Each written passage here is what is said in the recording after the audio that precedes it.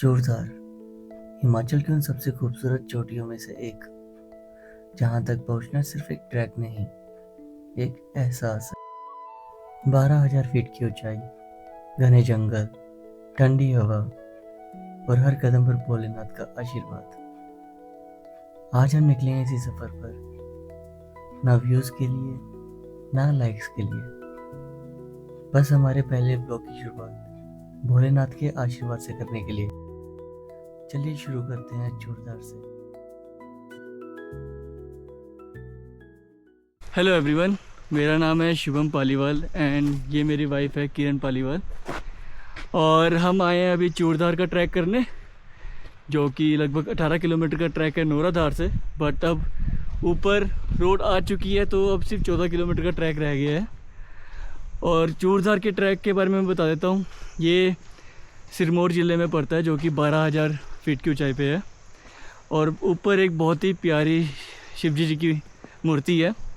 And कहा जाता है यहाँ से आपको बद्रीनाथ और केदारनाथ के हिमालय भी दिखाई देते हैं। और ये जो चूड़धार है ये शिवालिक रेंज की सबसे हाईएस्ट पीक में से एक है। और फिर हमने अपनी ट्रैक की चढ़ाई स्टार्ट कर दी, जहां पर सबसे पहले स्वागत करा हमारा दुनिया के सबसे वफादार जानवर ने, जिससे मैं तो बहुत खुश हुआ, बट किरण चल ठीक है। और ये डर रहा है, ऐसे क्यों कर रहे हो? ये वो आ गया ना, उसको आने नहीं देगा। नहीं करेगा, नहीं करेगा कुछ।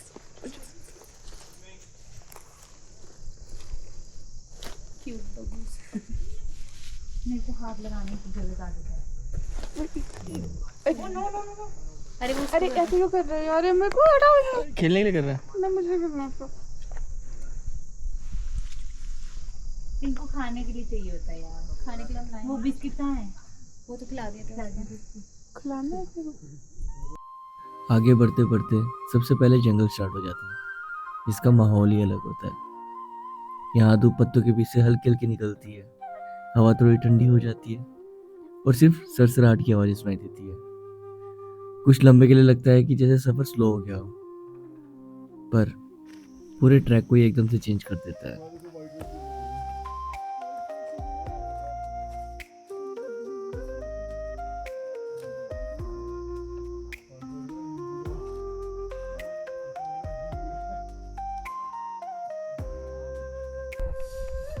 सो गाइस, हम अभी लगभग तुम्हें पता हम कितने किलोमीटर चले होंगे हम अभी तक?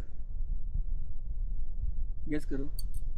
दो नहीं, हम ऑलमोस्ट 3.5 किलोमीटर चल चुके हैं अभी तक। और अभी भी 7-8 किलोमीटर है। बट अभी दूसरी आने वाला है। एंड दूसरी के बाद तीसरी 6 किलोमीटर दूर है, फिर उसके बाद 6 किलोमीटर हो रहा है। लेकिन जो लास्ट की 6 किलोमीटर है वो ज़्यादा मुश्किल नहीं है, ओके ओके है। तो बस हमें एक थोड़ा सा पैच क्लियर करना है, फिर दूसरी आ जाएगा। दूसरी के बाद हम थोड़ा रेस्ट करेंगे, देन आगे जाएंगे। ओके। थोड़ा रेस्ट करने के बाद हमने अपना सफर जारी रखा, पर अब जरूरत पड़ रही थी पानी की।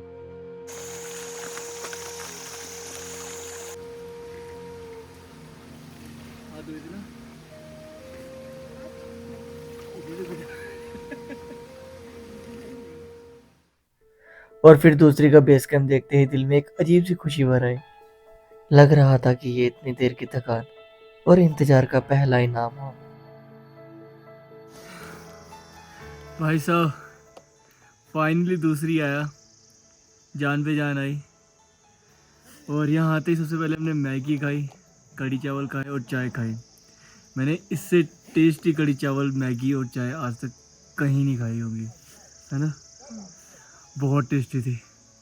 और अब हमें 3 घंटे लग जाएंगे तीसरी तक जाते जाते। और 4 बज चुके हैं। ठंड तो बहुत ज़्यादा हो रही है। मैंने जैकेट पहनने स्टार्ट कर दी। एंड आपको धुंध दिखाता हूँ मैं, यहाँ पे धुंध कितनी हो रही है। देखिए, देखो। और धीरे धीरे ये धुंध सारी बढ़ती रहेगी, तो हमें अंधेरे होने से पहले जल्दी से निकलना पड़ेगा यहाँ से। ये हम दूसरी को अलविदा करते हैं और हम चलते सीधा तीसरी की ओर। अब हम तीसरी बेस कैंप की तरफ बढ़ रहे थे। रास्ते और तेज हो गए थे और चढ़ाई भी। जो पहले थकान थी अब वो असली फाइट जैसी लगने लगी थी। ट्रिप बहुत थकाने वाला हो गया है, ऊपर से सोने में सो गया। एक चीज़ दिखाता हूँ, ये देखो इनके शूज़ की शोल ही बाहर आ गया, तो मैंने पन्नी से जोड़ा तो देखते काम चलाओ कब तक ठीक होएगा। ऐसे शूज़ क्यों लेके आते बच्चे? अरे मुझे नहीं पता अपनी ट्रैकिंग में। ओहो, चलो चलो।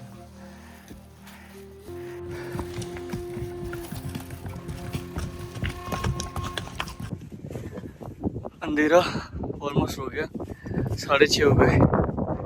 एंड थोड़ा डर इसलिए था क्योंकि वाइफ साथ में थी एंड अंधेरा हो गया तो थोड़ी दिक्कत है, बट फाइनली तीसरी दिख गया।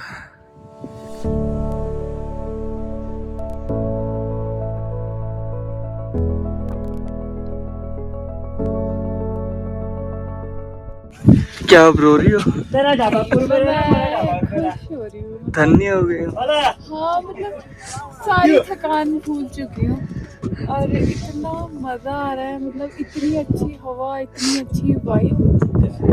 Thank you so much, thank you so much.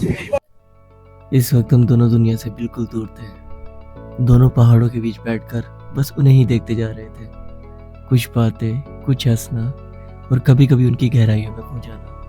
और मन में बस एक ही बात, कल सुबह जब सफर फिर शुरू होगा तो हम अपने चूड़दार महादेव के और करीब होंगे। हेलो एवरीवन, सुबह के 6 बजे है एंड रात को ठंड बहुत थी, सोना बहुत ही ज़्यादा मुश्किल था। हम रात के 9 बजे सो गए थे एंड मेरी नींद 11:30 ही खुल गई थी। उसके बाद अभी तक नहीं सो पाया मैं, बट सुबह का नज़ारा बहुत अच्छा है एंड सर दर्द भी थोड़ा ठीक हो चुका है। मैं आपको सुबह का नज़ारा दिखाता हूँ यहाँ पे।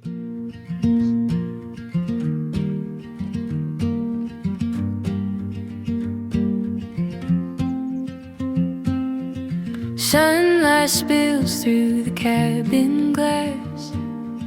Shadows dance in the night has passed. Tangled sheets where we laid our dreams. Soft as the hush of the mountain streams. The kettle hums, the sparrows sing. Coffee warms while the fiddle strings. In your eyes the dawn takes form. Love feels steady, safe and warm. यहाँ देखो सब उठ गए, एक यही पिछले 11 घंटे से सो रही है। किरण किरण किरण, सब चले गए यार, उठो। अरे उठो यार, 11 घंटे से सो रहे हो तुम। और ये हमारा मॉर्निंग ट्रैक स्टार्ट हो गया। ये तो जल्दी उठ गए थे बट मैं ही थोड़ा आधी लेट हो गई हूँ।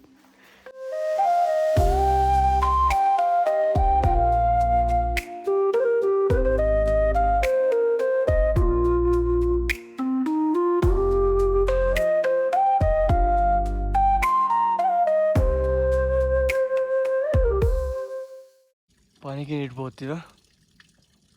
पानी बहुत ठंडा है, इतना ठंडा हमारा फ्रिज पे भी नहीं होता जितना ठंडा है पानी। पानी की दो घूंटों ने थकान को फिर से धुंधला सा कर दिया था और हम अपने तीसरे बेस कैंप से अपने फाइनल डेस्टिनेशन की ओर निकल पड़े थे। अब हमें बस लास्ट के 6 किलोमीटर का ट्रैक करना था, जहाँ रास्ते थोड़े से कठिन हो गए थे, पर चूड़धार महादेव की एक झलक सब मुश्किलें भुला देती थी।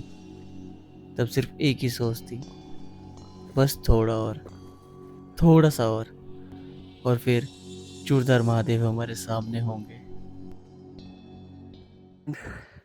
इस टाइम में हम हाईएस्ट शिवालिक पीक में। कैसा लग रहा है? एंड यहाँ से व्यू देखो गाइस, कितना प्यारा आ रहा है।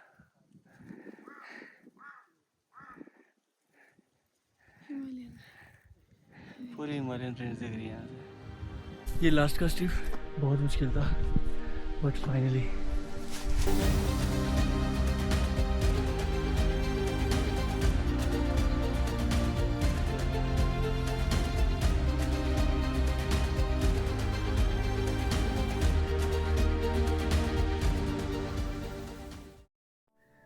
और आखिरकार वो पल आ ही गया।